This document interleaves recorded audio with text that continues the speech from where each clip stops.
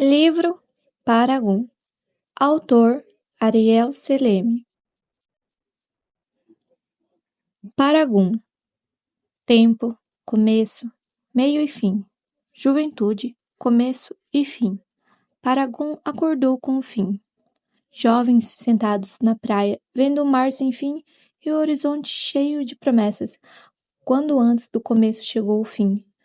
No negro da noite, no negro dos olhos, nos cabelos negros, nos olhos, na boca, a promessa de vida, de amor e de futuro.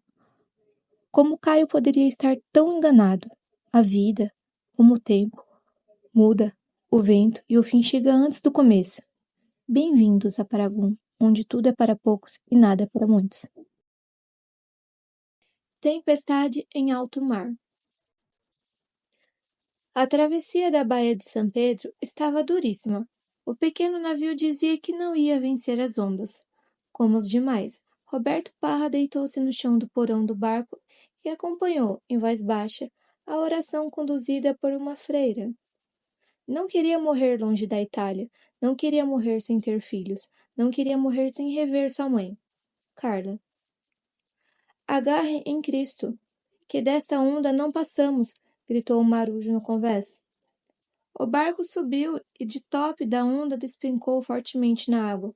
Roberto voou e caiu de costas numa banqueta de madeira, que se despedaçou. Crianças choravam, pessoas gritavam. A garotinha, com seus 10 anos de idade, com saia bege de bolinhas azuis, estava caída ao seu lado. Ela tentava falar algo, mas o som não saía da boca. Roberto agarrou-o com um braço e com o outro segurou firme na coluna de ferro no centro do salão. Outras pessoas fizeram o mesmo, e o barco pulou mais 4 vezes até encontrar águas tranquilas. Aos poucos, a calma voltou e as pessoas começaram a buscar seus pertences e socorrer os feridos. Roberto percebeu que a garotinha não se mexia. Ele a deitou no chão e sentiu que ela não respirava. Socorro! Aqui! Socorro!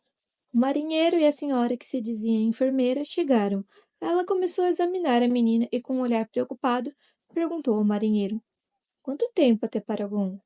Com esse mar, no mínimo 9 horas. Enfermeira, aqui tem uma senhora sangrando. Espere, estou atendendo essa primeiro. A enfermeira olhou para Roberto. Preste muita atenção no que eu vou fazer. Você vai me ajudar a salvar essa garota. Ela virou a cabeça da garota para trás, abriu a boca e soprou, com força, 5 vezes. Com as mãos no peito, iniciou massagem cardíaca. Você viu como faz? Sim, disse Roberto. Então faça isso até eu voltar. Rápido! A enfermeira saiu e Roberto ficou tentando reanimar a menina. No momento, ela olhou e abriu os olhos e disse algo como: Eu quero a minha mãe. Roberto gritou: Quem é a mãe dessa menina? Ela não está no barco. Eu acho que caiu no mar. Cochichou o marinheiro no ouvido de Roberto. A tempestade diminuiu e agora o barco navegava em mar calmo. Roberto colocou a garota sentada. Ela respirava com dificuldade e não conseguia falar. O único som que saía da boca da menina eram os gemidos de dor. Ele retirou seu paletó e a cobriu. Ficou abraçado a ela, falando que logo estariam em terra e que tudo iria terminar bem. A menina deu um gemido profundo, abriu bem os olhos e os fechou. Roberto a colocou deitada novamente e continuou com a respiração boca a boca e com massagem no peito. Fez isso por vários minutos, com a ajuda de uma mulher que dizia conhecer a mãe da menina. A garota não reagia. Roberto continuava. Algumas pessoas se aproximaram e aos gritos chamavam a enfermeira. Ela chegou, sentiu o pulso, abriu os olhos da garota e disse: Está morta. Não tem mais nada que possa ser feito. Quando o barco atracou, muita gente aguardava no cais. Todos sabiam que o almirante Treville chegava cedo nas segundas e sextas. Com a tempestade, a preocupação geral era se o barco chegaria bem. E não chegou. Foram 9 mortos e 6 desaparecidos, que certamente caíram no mar. A primeira grande onda pegou muita gente de surpresa. Quem não estava bem agarrado no convés foi parar no mar. Não deu tempo de avisar. A explicação do capitão foi interrompida por gritos. Madre de Deus! Madre de Deus! Isabelita, no! Mi Deus, no! Isabelita, no! Os corpos foram colocados no saguão do prédio do cais. Todos estavam enrolados em panos brancos, com os rostos descobertos para serem identificados por parentes ou amigos. A mulher de vestido lilás escuro, ajoelhada, abraçava e chorava sobre o corpo de Isabelita. Pessoas chegavam e gritavam de dor ao identificar os mortos. O velho de bengala andava entre os cadáveres, perguntando: Mara Lúcia, Mara Lúcia, como que aguardando a resposta da morta. Alguém falou em voz alta. Dom Leôncio, levaram Mara Lúcia para o hospital. Ela está viva. O homem, apoiando em sua bengala, saiu às pressas do cais. Roberto foi até a mulher vestida de lilás e tentou falar algo que a confortasse, mas não foi ouvido. Viu o rosto da linda criança pela última vez e sentiu nos lábios, a boca, o hálito e a carne fria da menina morta. Isso o seguiria por toda a vida. Na saída do cais, o asfalto preto molhado brilhava com os raios de sol. Roberto cruzou o portão e, antes de atravessar a rua, foi chamado por um guarda. Ei, senhor! Roberto olhou para trás e viu o guarda o chamando com as mãos. Senhor! Todos que estavam no Almirante Treville têm que falar com o delegado. Você deve aguardar naquela sala até ser chamado. Todos? Todos. Ali, naquela sala? Sim. Mais de 20 pessoas aguardavam, incluso a enfermeira que lutou com Roberto para salvar Isabelita. A garota morreu, disse Roberto ainda atordoado. Eu sei, respondeu a enfermeira. Roberto ficou calado e não sentiu o tempo passar. A sala já estava quase vazia quando ele foi chamado. Seguiu o guarda pelo corredor escuro e entrou em outra sala com grandes janelas. O homem gordo, alto e de cabelos brancos se apresentou como delegado. A mocinha ruiva e tímida não respondeu o bom dia dado. Roberto entregou o passaporte ao delegado. Roberto Parra? Sim, senhor delegado. Conte-me o que ocorreu no Almirante Treville. Saímos de Porto Vitória na hora marcada. Quando anoiteceu, já não se via mais a costa, nem as luzes da cidade. O mar estava calmo, muito tranquilo mesmo. Um espelho negro. Após a janta, fiquei no convés, vendo a noite. A chuva, com ventos fortes, chegou muito rápida. A marujada começou a gritar, mandando as pessoas saírem do convés e baixarem ao porão. Eu estava entrando na escada, que descia ao porão, quando a primeira grande onda bateu no navio. Ninguém conseguiu se segurar e todos caíram, uns em cima dos outros. Deitei-me no porão e fiquei parado aguardando. Logo veio a segunda onda, muito mais terrível que a primeira. Fui jogado no ar e caí sobre uma cadeira. As pessoas que estavam descendo a escada, essas sim se machucaram muitíssimo, inclusive a menina Isabelita, que morreu. Eu tentei salvar a menina, eu e a enfermeira.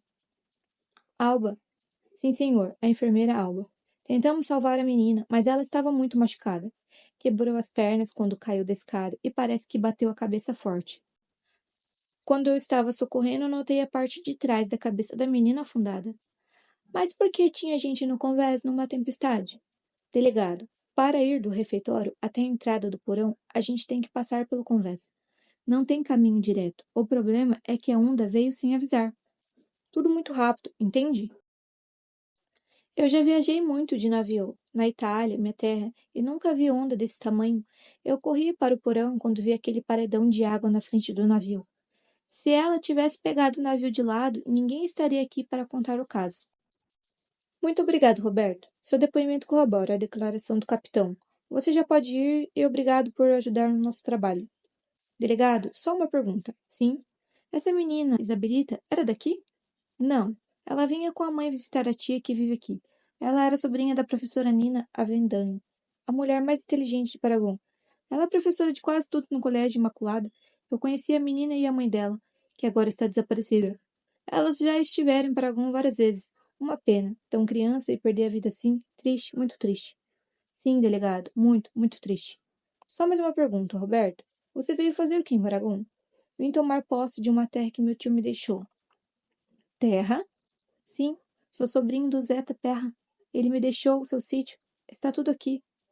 Roberto abriu a pequena maleta que carregava e tirou papéis que estavam enrolados em couro. Meu tio me mandou tudo certinho, todos os documentos do cartório. Ele era muito organizado. Sobrinho do velho Zeta. Tem 1 ano que seu tio morreu e só agora você aparece? Não tinha dinheiro para vir. O delegado examinou os papéis de Roberto. Está tudo certo. A terra é realmente sua. Vai vender? Não, delegado. Vim para ficar e produzir. Então, bem-vindo a Paragon, Roberto Parra. Obrigado, delegado. Começava a tarde. Roberto saía do cais quando sentiu arrepio e tontura. Ajoelhou-se e, com os braços estendidos, abraçou o chão. Tremor correu pelo corpo. A morte passou perto. Sentiu forte dor nas costas. Tirou o casaco e viu a camisa manchada de sangue. Seria dele ou da menina? Já na rua, foi ultrapassado por uma carroça que levava o caixãozinho branco de Isabelita. A mulher de vestido lilás ia ao lado do caixão e um velho conduzia a carroça. Do cais ao centro da cidade, foram 4 quilômetros que Roberto percorreu em passos ligeiros. A pequena cidade espalhava-se no entorno da Praia del Carme, ou Praia da Ferradura, devido ao formato. Água verde escura, areia branca e rochedos negros nas pontas da praia. 5 pequenos barcos de pesca ancorados na enseada e o silêncio da tarde mostravam a cidade tranquila e a vida simples da gente de Paragon. Ele andou pela calçada que bordeava a praia e a ausência de pessoas o surpreendiam. Com 2 badaladas, o sino da igreja marcou o horário. As lojas começaram a abrir e as pessoas saíam às ruas. Fim da siesta. Na ponta norte da praia, ele encontrou o Hotel Hailong. Entrou, estava na hora de tomar banho e descansar. Boa tarde. Quanto custa o quarto? Só para o senhor? Sim. 6 lampiões com café da manhã. Do quarto espaçoso, Roberto avistava o morrete rochoso e o final da praia. No hotel, informaram com detalhe a localização do tio do sítio de Roberto. Mesmo muito cansado, resolveu ir até lá. Mais de 1 hora de caminhada, com 30 minutos de íngreme subida, e ele chegou num plato, de onde se avistava longo vale com rio sinuoso e araucárias na margem. Com os papéis da posse da propriedade nas mãos, começou a dimensionar o tamanho do sítio. Nossa, é bem maior do que eu imaginava. Chega até a margem do rio e ainda segue por mais de 1 quilômetro à esquerda. Não é um sítio, é uma fazenda que o tio Zeto me deixou.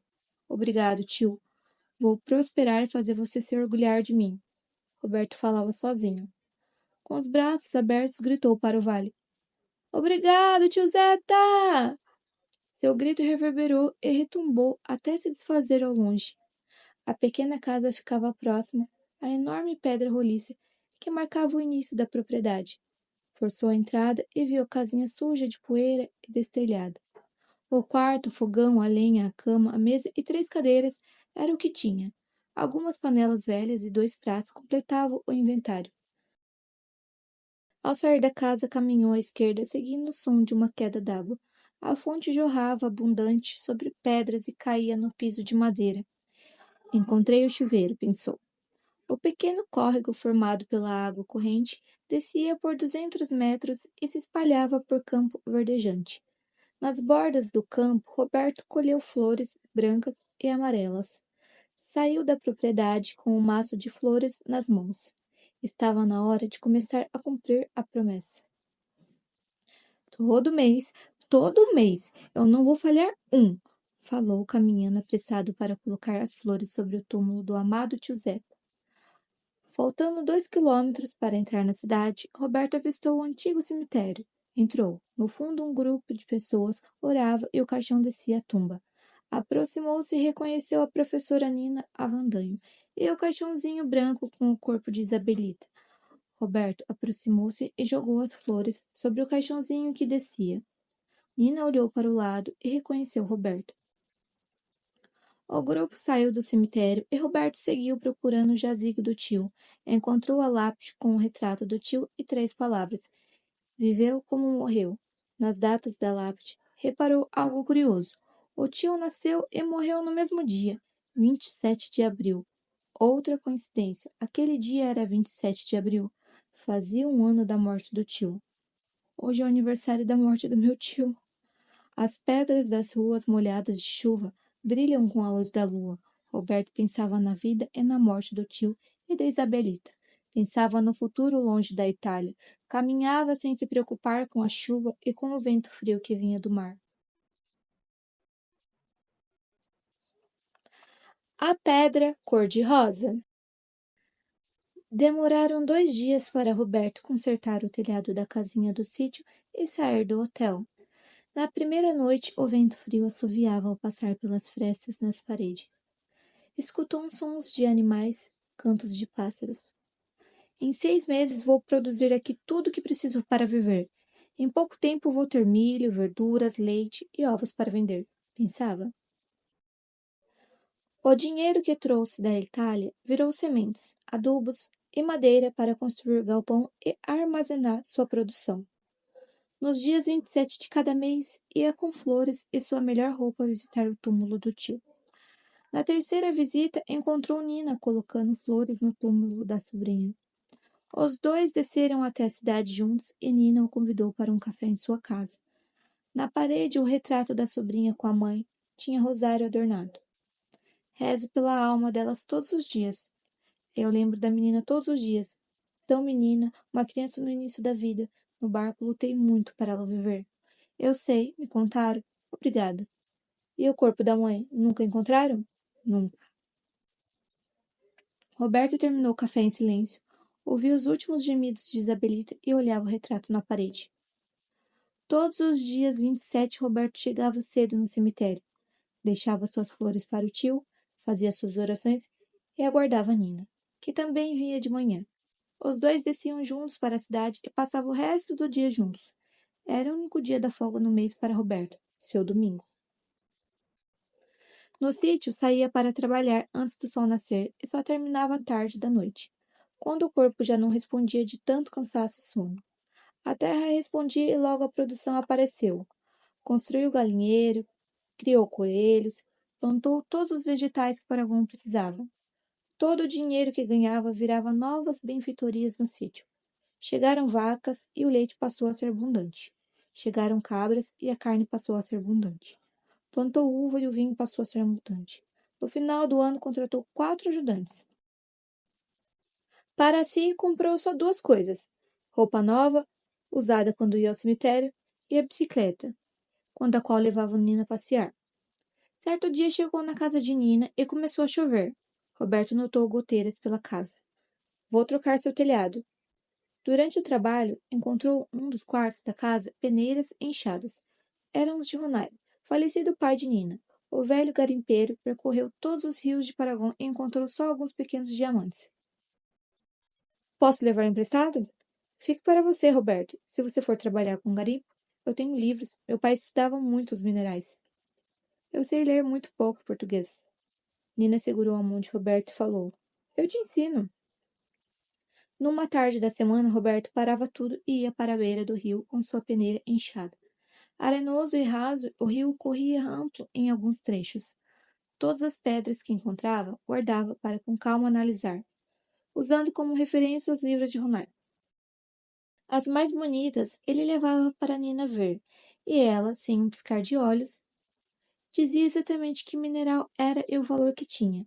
Esse conhecimento foi a única herança do pai. Choveu na noite anterior e Roberto acordou mais tarde. Já há 2 dias não se sentia bem.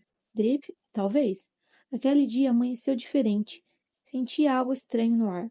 Pensou no rio. Lembrou que sonhou com sorte. Tinha certeza que encontraria uma pedra. Essa certeza coava na sua cabeça. Desceu e no rio ficou por 8 horas, sem nada de bom na peneira. Terminava o dia quando resolveu voltar. Caminhou por 300 metros pelo leito do rio. Na margem esquerda, no meio dos arbustos, viu lindas flores amarelas e lilazes. Lembrou que no dia seguinte era 27 e resolveu colher as flores para o tio, para Isabelita e as mais lindas para Nina. Cortou o caule das flores com cuidado e não voltou para o leito do rio. Quis encurtar o caminho e seguiu em frente. Ao atravessar um pequeno arroio arenoso, sentiu que pisou numa pedra. Já estava escuro. Roberto pegou a pedra e a colocou na algibeira. Tinha o tamanho de um caroço de abacate. No dia seguinte, ansioso para encontrar Nina, não lembrou da pedra. 4 dias se passaram e Roberto, buscando um lápis para suas anotações de produção de leite, encontrou aquele cristal cor-de-rosa na algibeira. Pelo brilho e pela cor ficou entusiasmado. Lavou a pedra e notou algo estranho. Quanto mais lavava, mais bonita e reluzente ficava. Montou na bicicleta e desceu para encontrar Nina. que acabava de chegar em casa. A pedra estava envolta em panos. Nina viu a pedra, colocou as duas mãos no rosto de Roberto e disse: Você, agora, é um homem rico. O que você tem aí nas suas mãos é o mais lindo diamante do mundo. Seguindo a orientação de Nina, Roberto embarcou no dia seguinte para Porto Vitória e lá buscou o Dr. Gefran, empresário honesto e amigo do pai de Nina. Vendeu a pedra e recebeu o preço justo. Por ser muito dinheiro, só ficou com pequena parte. O restante depositou num banco. Antes de embarcar de volta para Gon, comprou as alianças para pedir Nina em casamento. 50 anos depois. Caio, venha tomar o seu café agora, senão você vai chegar atrasado. Que horas são, mãe? 7h30. Fiquei de encontrar o grupo às 8h30. Tenho tempo para tomar meu café tranquilo e dar um abraço na mulher mais linda do mundo. Pare, Caio, você não tem tanto tempo assim. Não quer abraço? Então vai ser cosquinha mesmo. Pare! Eu não gosto de cosquinha. Pare, menino! Caio sentou e começou a tomar seu café. De onde são os turistas de hoje? Americano, do Texas. Parece que os americanos descobriram Paraguai. Tudo depois que essa escritora Cora Rangel escreveu o livro sobre a vida do velho Roberto Parra. O grande Roberto Parra. Sem ele, Paraguai seria até hoje uma vila de pescadores. Veja como a cidade cresceu. Tantos prédios, a ponte, o trem e as indústrias. Eu sei, mas dizem os mais velhos que ele era muito ruim com as pessoas e só pensava em trabalho e dinheiro. Gente invejosa, mãe. Roberto Parra sempre foi e sempre será o grande construtor de Paraguai. Você vem para o jantar? Não, eu fico o dia todo com eles e ainda me convidaram para jantar. Estou achando que vai ter gorjeta boa. Na última vez que você jantou com um grupo, te deram $100 de gratificação.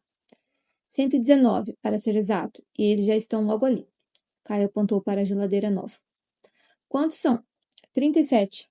Grande, hein? Grande vai ser a gorjeta. Espero. Tchau, mãezinha. Só chego mais tarde. Tchau, meu filho. Bom trabalho. Caio saiu apressado naquela linda manhã de abril. Paragon, sua Paragon, como gostava da sua cidade. Tudo ali lhe lembrava boas coisas. As feiras da casa da avó, o colégio onde conheceu Júlia, seu grande amor, as praças e jardins, os cais com barcos de pesca saindo e chegando, o trem para Porto Vitória e os passeios com a turma da escola. Paragon, 1000 vezes Paragon, o melhor lugar do mundo para viver, pensava. Caio chegou na agência de turismo e o ônibus com os turistas encostou em seguida. Olhou no relógio. 8h30. Pontuais, ele e o ônibus. Embarcou e partiu com os turistas. Em bom inglês, se apresentou. Meu nome é Caio e vou ser seu guia no dia de hoje. Bem-vindos a Paraguai. O ônibus seguiu por longa e larga avenida, com casarões, amplas calçadas e figueiras frondosas dos dois lados. Os postes de ferro abriam-se com duas hastes lembrando asas de pássaros. Prezados, estamos na Avenida Nina Parra e no seu lado esquerdo a Casa de Nina, onde é hoje o Museu da Família Parra e a nossa primeira parada. É aí que está o diamante rosa? Sim, é aqui. Vocês devem ter lido no livro que antes de morrer, Roberto Parra comprou de volta o diamante rosa, com o qual fez sua fortuna e deu de presente para sua filha Violeta, na época uma criança. Tudo que está no livro vocês encontrarão no museu. No museu, o grupo ficou por 2 horas. Lá, além de pertences da família Parra, encontravam-se o maior acervo de pinturas e esculturas do país. Essas obras de arte foram compradas por Nina Parra? Não só compradas, Nina patrocinava jovens talentos. Foi a grande incentivadora da cultura em Paraguai. No final da avenida, vamos parar no Teatro Emma Avendaño, o maior do país e considerado um dos mais belos do mundo. Hoje, Paraguai tem um dos maiores festivais de teatro do mundo e é considerada a capital mundial do teatro de rua. E tudo começou com a Nina Parra. E a mansão dos Parras está fechada mesmo para visitação? Sim, infelizmente sim. Mas creio que abrirá novamente em alguns meses. O que ocorre é o seguinte: a Violeta Parra, filha de Roberto e Nina, adotou uma criança recém-nascida. O movimento dos veículos de turismo estava atrapalhando o sono da criança. mas ela mesma já avisou que logo abrirá, novamente, as portas da mansão para visitação. Violeta é uma pessoa maravilhosa e entende a importância do turismo para a nossa cidade. Que pena! Boa parte do livro acontece na mansão. Pena mesmo, mas não fiquem tristes. Em substituição à visita à mansão, nós vamos visitar a vinícola Parra e vocês experimentarão o melhor vinho do país. O ônibus rodava numa estrada sinuosa que emergiava um rio. Olhem para sua direita, no alto daquele morro. Vejam, lá está a mansão dos Parras. Foram essas terras que Roberto herdou do tio, e foi nesse rio que ele encontrou o diamante rosa. Nós vamos parar no cemitério? Na volta. E a história do rádio, é verdade? Tudo que está no livro é verdade. Sim, o Roberto Parra tinha um botão no seu escritório que acionava a campainha no rádio. Quando ele não estava satisfeito com a programação, tocava a campainha e imediatamente a rádio começava a tocar Ave Maria de Conte, até conseguirem falar com ele. Na época, ele era dono de tudo em Paragon e controlava tudo com a mão de ferro, rádio, jornal e até cinema, exatamente como está no livro. O ônibus circulou o morro onde ficava a mansão e Caio olhava com um olhar de distância, da distância que separava mundos, universos, o pequeno e insignificante mundo dele e o universo dos Parras. A própria mansão enorme e imponente mostrava diuturnamente que Paragon tinha dono, que o mundo que ele conhecia e amava tinha dono. Parra. Quantas vezes pronunciou esse nome? Parra. Sua existência girou em torno desse nome. Parra. Ele e Júlia sabiam tudo sobre os Parras. Ela talvez mais que ele, por trabalhar na mansão e ver com frequência Violeta Parra, a mulher mais linda do mundo, segundo Júlia. Foi pensando em Júlia e entrou mensagem. Era algo mágico. Sempre que pensava nela, logo chegava mensagem no celular. Que horas você termina? Hoje vou até mais tarde. Passa lá em casa, só se for depois das 10. Não tem problema, te espero. Te amo. Eu muito mais. Espere, tive ideia melhor. 10h30, no calçadão da praia. Tenho novidades. Eu também tenho grande novidade. Te espero em frente ao supermercado. La Colônia. Ok, beijos, beijos. Com o coração marcando 10h30, o dia demorou a terminar. Esse passeio com os turistas ele já fez mais de 1000 vezes. Conhecia todas as perguntas e tinha todas as respostas. 4 anos não são 4 dias. E o esforço começou a se pagar. Como não tinha dinheiro para pagar a universidade, decidiu estudar sozinho, todos os dias, 4 horas por dia. Agarrou-se no compromisso de estudar. Começou com a história do país e de Paragon. Leu tudo sobre Paragon, que sua mão conseguiu alcançar. Depois foi para os idiomas, e o estudo solitário o levou à fluência em inglês, francês e espanhol. Entendia árabe e algo de chinês. Quem não tem dinheiro tem que ter estudo, dizia sua mãe. Com essas atribuições, Caio era o guia turístico mais requisitado de Paraguai, inclusive pela família Parra, que quando recebia hóspedes ilustres, recorria ao inteligente guia. Passava pouco mais de 10 horas e ele já estava na porta do supermercado esperando Júlia. Chovia e Júlia veio caminhando protegida por um guarda-chuva. Ao avistar Caio, seu rosto mudou e enviou o sinal de amor, com um sorriso que brilhava nos olhos e dizia da alegria daquele encontro. Júlia era um ser humano perfeito, pensava Caio. Não era só a beleza, era tudo. Da forma de falar, das ideias, da cultura e conhecimento, conseguidos com tão pouca idade, das tantas leituras, da calma e serenidade. Júlia o guiava, o fazia melhor, e com ela a vitória na vida era uma questão de tempo. Os cabelos negros gentilmente encostavam os ombros. Os olhos negros e o olhar que enxergava a alma e tudo que Caio guardava no coração. Essa era sua Júlia. Caio, em alguns momentos, via um sorriso sereno e talvez até triste dela. Sabia que em algum lugar do coração ela guardava um segredo que ele nunca teve a coragem de perguntar. Quando bebia vinho, falava com dor da infância. Pintava e tinha mais de 20 telas prontas. Todas com detalhes, pedaços da vida, das pessoas e lugares de Paragon. Suas pinturas mostravam Paragon com cores e sombras, com luzes e pessoas. Essa era a Paragon dela, mistura da realidade e do olhar triste da artista. Júlia chegou e logo o beijo doce e o abraço de amor uniram o casal. Conte você primeiro, qual é a novidade? Perguntou ela.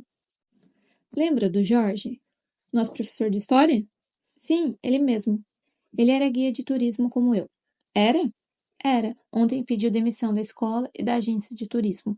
Foi convidado para trabalhar em Angola. Me disse que o salário é muito bom. Fez contrato de 4 anos e parte em uma semana. Mas a novidade não é essa. Qual é a novidade? Ele tem uma casinha na praia. Na praia, não. Mas dunas perto da praia e ele vai emprestar para mim, digo, para nós, até ele voltar. Vai ser a nossa casa. Não tem luz elétrica, mas tem água encanada. Ele não morava lá, mas já está tudo limpinho e organizado. O Jorge sempre foi muito caprichoso. Nossa casa, Júlia, nossa casa, por 4 anos. Júlia ficou calada e olhou para o chão. O que foi, meu amor? Eu não posso morar lá com você. Eu tenho minha mãe e ela só tem a mim. Eu sei, Júlia, eu também não posso morar lá. Vai ser só o nosso canto secreto, tipo nossa casa na árvore, lugar para a gente ficar só. Jorge apenas pede para a gente deixar tudo limpo e organizado. Júlia beijou Caio. Nossa casa na árvore, sorriu. E a sua novidade? Sente, para você não cair de costas. O que foi? Hoje foi informada que a partir de amanhã eu estou autorizada a trabalhar na parte de cima da casa. O quê? Jura? Juro, Caio, juro. Além do aumento no salário, hoje eu sou uma das 5 empregadas que podem trabalhar no segundo andar da casa. Só 5 pessoas em toda Paraguai podem trabalhar no segundo andar da mansão. E eu sou uma delas. Caio encostou-se na moto, sentiu medo. Via Júlia prosperando bem mais que ele. Sentiu medo de perdê-la. A chuva parou. Vamos caminhar no calçadão? Júlia segurou na mão de Caio e os dois saíram. Mas como foi isso? Não sei. Hoje a senhora Violeta pessoalmente me chamou para avisar. E tem mais. Amanhã mesmo, um dos motoristas dos Parras vai passar lá em casa me buscar. Quem trabalha no segundo andar não tem hora para sair. Por isso ela manda buscar e depois leva as empregadas em casa. Além disso, tem horas extras. Muito horas extras. Muito dinheiro para o nosso futuro. Aquela mansão tem mais de 40 empregados. Escolheram logo você. Parabéns, meu amor. Tem empregados que estão trabalhando lá por mais de 20 anos e escolheram você. Parabéns. Você sabe que até eu fiquei surpresa. Não esperava. Eu vou te confessar um segredo. O que foi? Eu acho que tem a ver com aquele cachorro, o urso, que seu Augusto ama como um filho. Com o urso? Por quê? Esse cachorro só gosta de 3 pessoas no mundo: Senhor Augusto, Senhora Violeta e eu. Outro dia, o cachorro estava lá no segundo andar da mansão. Depois que o bebê adotado chegou, a Senhora Violeta não quer mais o urso no segundo andar. Como o Senhor Augusto e a Senhora Violeta não estavam, ninguém conseguia fazer o cachorro descer. O bicho tem mais de 1 metro de altura. Pesa mais de 100 quilos e é uma fera. Ele estava deitado no quarto do bebê e quando alguém se aproximava, ele simplesmente mostrava os dentes e a pessoa saía correndo. Telefonaram para o Senhor Augusto e ele me pediu para subir e tentar tirar o cachorro do quarto do bebê. Aí aconteceu algo que até me surpreendeu. Quando entrei no quarto, o urso começou a balançar o rabo e com alegria veio para o meu lado. Ficou em 2 patas e me deu um abraço. O cachorro em 2 patas é maior do que eu. Lambeu meu rosto e eu falei com ele: Venha, urso, vamos sair daqui. Ele me seguiu calmamente e eu prendi no canil. Nossa, que coisa impressionante. É impressionante mesmo. Só sei que, graças ao urso, fui promovida para o segundo andar. Quando o senhor Augusto chegou, veio me agradecer e fui até o canil. Deu uma surra de vara no coitado do urso e o cachorro ficou ali apanhado, parado, em total submissão. Depois dessa surra, parece que o urso ficou ainda mais hostil. Até o tratador tem dificuldade de cuidar do cão. Mas para meu lado, ele continua doce e carinhoso. Bem, meu amor, parabéns para você e para o urso que nos ajudou nessa promoção. Quando eu posso conhecer a casa do Jorge?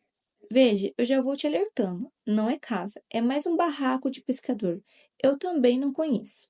Jorge vai me dar a chave na quinta. Que tal irmos lá no sábado? Sábado? Não sei, só posso te confirmar na sexta. É que agora eu vou ter que trabalhar nos fins de semana. Ao menos 2 empregadas do segundo andar. Tem que ir aos sábados e domingo. Só na sexta eu vou saber se fui escalada. Os dois continuaram caminhando em silêncio. Caio estava feliz por Júlia. Eu percebia que as coisas iam mudar muito no relacionamento deles. Caminhando, chegaram na porta da casa dela. Se beijaram e ela, antes de entrar, virou para trás e viu Caio parado, olhando fixo. O que foi, meu amor? Nada. Só te vendo partir. Júlia não entendeu e entrou.